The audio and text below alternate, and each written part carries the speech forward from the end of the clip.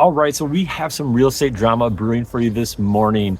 If you go to Zillow right now, it looks empty if you're looking for homes in the Chicagoland area. So what exactly happened? Well, first of all, if you're a buyer, don't worry, the market just didn't evaporate. There are still homes out there. You just need to find alternative search sites besides Zillow-owned sites. So you can always check out my site at thejteamrealty.com. But in essence, Zillow goes back a little bit. Obviously, they want eyeballs and all the listings on their website, right? They want traffic. That's their main business model, but they are also a brokerage. So what happened was they got in a little argument with Compass because Compass wanted to do two things for home sellers. They wanted to give them an option. They can go on the public market and market through the MLS, make sure they get tons of exposure, or they can also do what a lot of people will call a pocket listing or a private listing, where they keep it in-house and they just sell it sort of off market. So it definitely has some limitations. It's not right for everyone.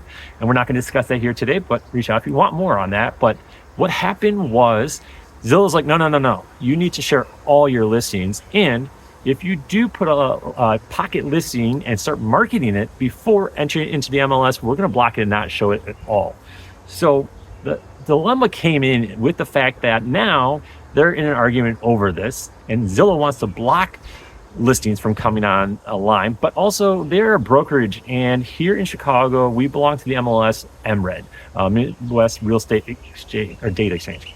Anyway, MRED has some rules that you have to follow to make sure that you receive a feed of listings coming online. And that is, you have to share all listings equally.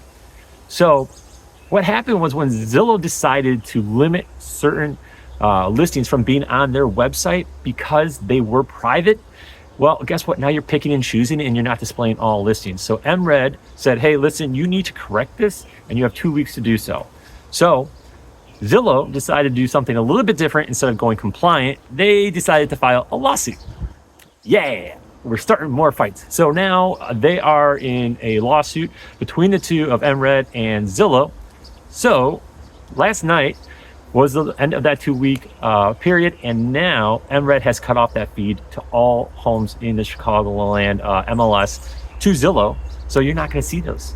Now, of course, again, if you're a seller, you still have options. Reach out. I'd be happy to have a conversation with you about how this may affect you. But it's going to be an interesting ride, so we're going to pay attention to it and see exactly how this goes. Have a good one.